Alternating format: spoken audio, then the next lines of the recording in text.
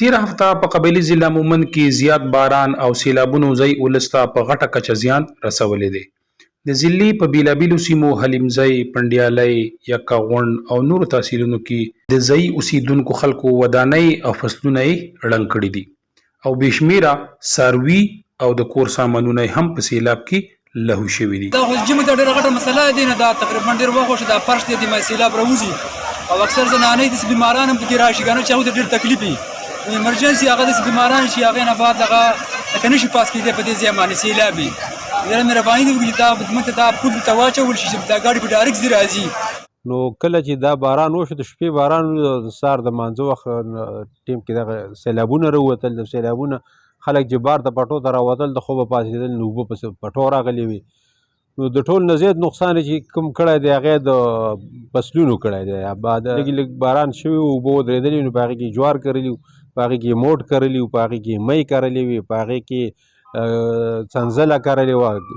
نو هغه خو د سیلاب اوبه خو داسې په خپل سر باندې ځي چې هغه ټول پټي اوس الله پت کړل او کوم بوټي چې هغه ځای کې وو، کومې موړې چې وي، نو هر یو داسې کس څوک پاتې نه دی چې هغه هر یو کس بیا د 1 لک او 1.5 لک روپو عمره تاواني کړی نه. باران چې کوم تېر ورځ شوی نو هغه خو په ټوله چې زمونږ کومه ډسټرکټ دی په پنډیالی کې هم شوی، په انبار کې، که غونډ کې، په خویزو بیزو کې، په حلیمزو کې هم شوی. خو بیا په دغه کې چې کوم زیات نقصان رسېدلی وو او زیات متاثره شوي وو نو هغه په تحصیل حلیمزو کې اټوخیلو کې چې کوم دی د ټول نه زیات باران شوی وو او سیلاب راغلی وو.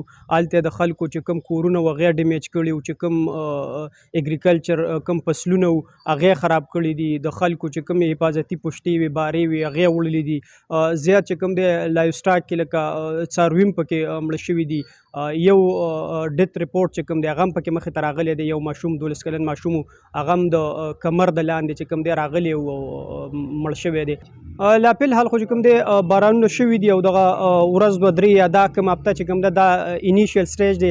نو چې کوم اډمنسټریشن دی هغوی ټیم هم وزټ کړی و، هغه علاقې رپورټ کړې ده، د هغې ټول ویریفیکیشن شوی دی چې کوم متاثره خلک دي هغوی ریکارډ اخیستی شوی دی چا څومره نقصانات شوي دي. دغې سره سره چې کوم ټیمې دلته د ټیمې کوم ټیم دی هغوی هم راغلي وو او چې هلته کومې کچه لارې وي یا کوم لینک روډ دی د اټوخیلو کوم چې زیات متاثره شوي وو نو په هغې کې هغوی خپل کاروایانې کړي دي. دغه اپریشن تقریبا 2-3 ورځې جاري وو.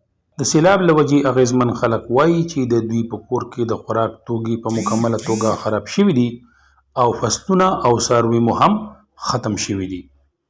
د دې نه علاوه د تګ راتګ لارې هم په مکمله توګه ختمې دي. هغوی د قدرتي افتونو د محکمې چارواکو نه غوښتنه وکړه چې دوی سره دې په سمدستي توګه باندې مالي مرستې وکړی شي چې موږ پرې خپل ضروریات هم پوره کړو او د کروندې دپاره ځمکې او خپلې لارې کوڅې بیا آبادې کړو. یاده دې وي چې د تیر شوي سیلاب نه پس د TMA محکمې د کچه لارو کوڅو په بیا جوړېدو باندې کار پیل کړی دی. سمیع الله مومند، وحدت نیوز، غلنۍ، ضلع مومند.